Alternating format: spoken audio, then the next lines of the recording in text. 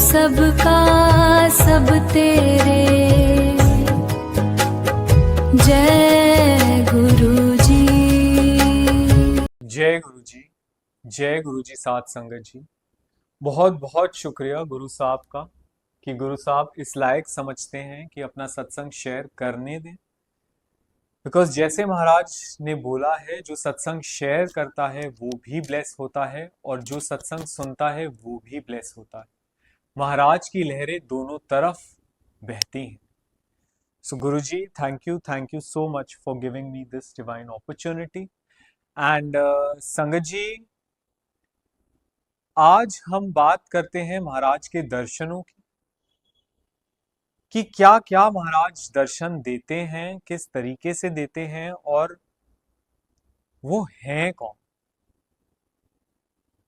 सबसे बड़ी बात यह है कि मैं बहुत छोटा हूं इस बारे में कुछ भी कहने के लिए, कुछ भी समझने के लिए।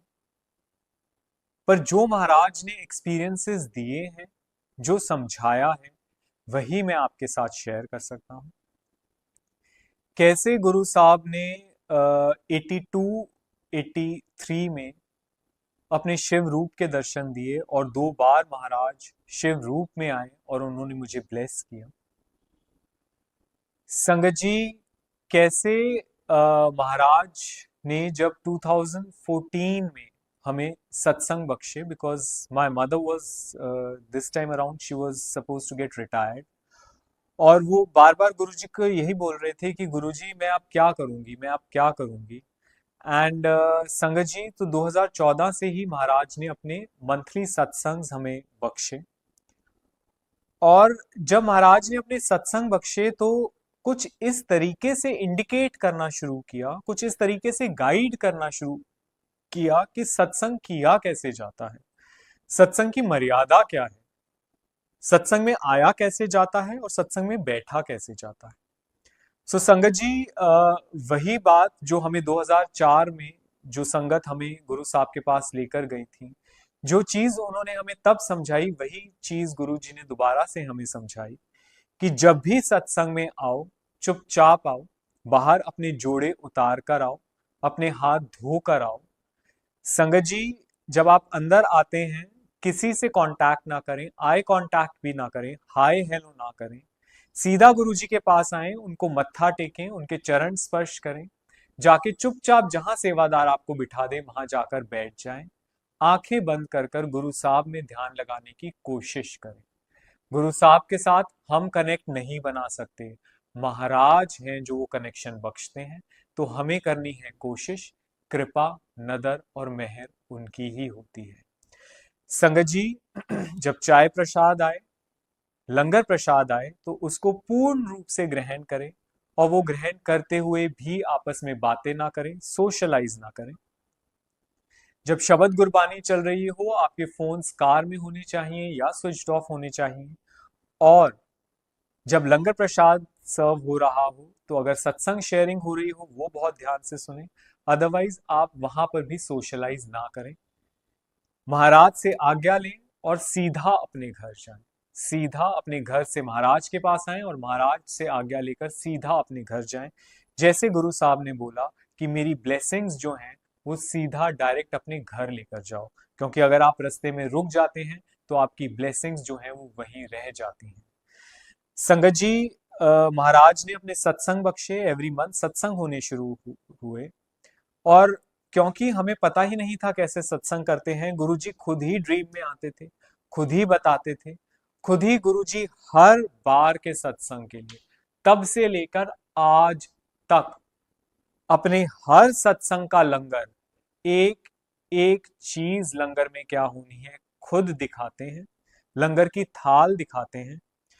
संगत जी, कौन सा चोला महाराज ने पहनना है वो दिखाते हैं, किस टाइम सत्संग होना है। There have been umpteen number of times कि गुरुजी ने सत्संग का टाइम एक बार रख दिया गया, गुरुजी ने आके वो टाइम ही बदल दिया, ड्रीम में आके बोला इतने बजे से सत्संग होगा। तो जो सत्संग होता है वो उनकी ही रजा, उनकी ही मेहर, उनके ही हुक्म से होता है।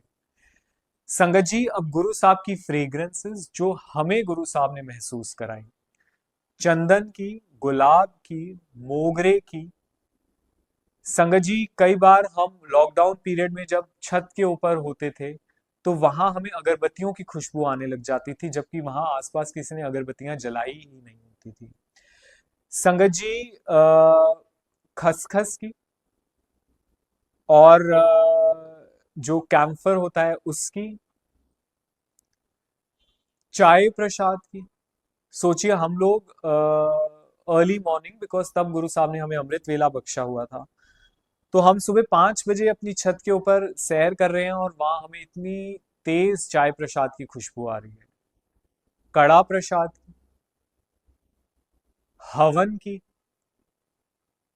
एंड यस एक ऐसी खुशबू जो मुझे तो नहीं आई, ये सारी जो आज अभी तक मैंने खुशबुएं बोली, महाराज की फ्रेग्रेंसेस बोली, ये सब आई हैं, अलग अलग टाइम में आई हैं, even moving cars and planes में भी आई हैं। बट संगत जी जो अब मैं फ्रेग्रेंस की बात करने जा रहा हूँ वो मुझे नहीं आई, बट वो मेरी मदर को आई है। संगत जी मेरी मदर को एक दिन शमशान घाट में जो खुशबू होती है वो आने लग गई और उनको बिल्कुल नहीं समझ में आया कि ये क्या है। और संगत जी जब बाद में महाराज ने ही समझाया कि ये भी महाराज की ही खुशबू है, ये भी महाराज की ही फ्रेग्रेंस है। एक सत्संग है कि एक बार संगत गुरु साहब के साथ थी और गुरुजी एकदम से आए, और जब गुरुजी आए तो उनके पांव से वहां पर राख के निशान पड़ गए। तो संगत जी जैसे हम सब जानते हैं गुरुजी तो धरती को टच ही नहीं करते थे, पर ये महाराज की लीला कि उन्हें दिखाना था। और जब संगत ने पूछा कि गुरुजी ये राख कहाँ से आई, तो गुरु साहब ने बोला मैं शमशान से आ रहा हूं। तो संगत जी गुरु साहब के टेल टेल साइंस थे कि वही महाशिव है, वही शिव रूप है, वही शमशान वासी है। एंड संगत जी जीवन और मरण उन्हीं के हाथ में है। संगत जी तो यस, शमशान घाट की जो शमशान भूमि की जो खुशबू है वो भी महाराज की ही है, हवन की खुशबू है वो भी महाराज की ही। और संगत जी फिर महाराज ने एक बार ड्रीम में दिखाया, हमारे घर जो आसन महाराज ने बख्शा है उसमें मुझे एक बड़ी सी, इतनी बड़ी सिल्वर थाल दिखाई दी। उस सिल्वर की थाल में एक गोल्डन जोत थी, उस गोल्डन जोत में महाराज की लौ प्रज्वलित थी। और संगत जी उस दिन महाराज ने अपने ज्योत रूप के दर्शन कराए, और जैसे ज्योत को कहा जाता है अग्नि का रूप है, वो सूर्य का रूप है, और जो उसमें घी है वो अमृत समान है। और संगत जी यही महाराज का रूप है, प्रकाश रूप, ज्योत रूप, अमृत रूप। संगत जी उसके बाद there was one fine night, जब अगले दिन महाराज का सत्संग था तो अर्ली मॉर्निंग अगेन गुरु साहब ड्रीम में आए, पर मुझे नहीं पता था ये गुरु जी के दर्शन है। गुरु साहब अपने आसन पर विराजमान थे, पर इस समय वो एक मनुष्य के रूप में नहीं थे, एक सांप के रूप में थे। गुरु साहब जो हैं एक नाग रूप में वहां पे विराजमान थे, और मुझे क्योंकि समझ ही नहीं आया ये महाराज के कौन से दर्शन हैं, मैं एकदम से डर के उठ के बैठ गया। And I felt so insulted, how can a animal sit on my Guru Sahib आसन। संगत जी क्योंकि इतनी अकल ही नहीं है ना, हमारा परिपक्वता इतनी है ही नहीं कि हम उनके दर्शनों को समझ भी सके या सह भी सके। संगत जी जब मैं सुबह गया एक संगत के घर, तो उन्होंने बताया कि अंकल आज तो आपके घर सत्संग है, आज तो बहुत शुभ दिन है। तो मैंने बोला आज शुभ दिन है, आज क्या है? तो उन्होंने बोला आज नाग पंचमी है। संगत जी तब मुझे समझ में आया कि नाग पंचमी वाले दिन ना ही गुरु साहब ने अपना सत्संग रखवाया, गुरु साहब ने नाग पंचमी वाले दिन आकर अपने नाग रूप के अपने ही आसन पर दर्शन देकर मुझे कृत्य किया।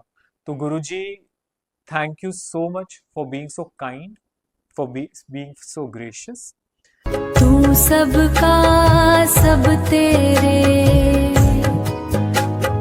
जय गुरु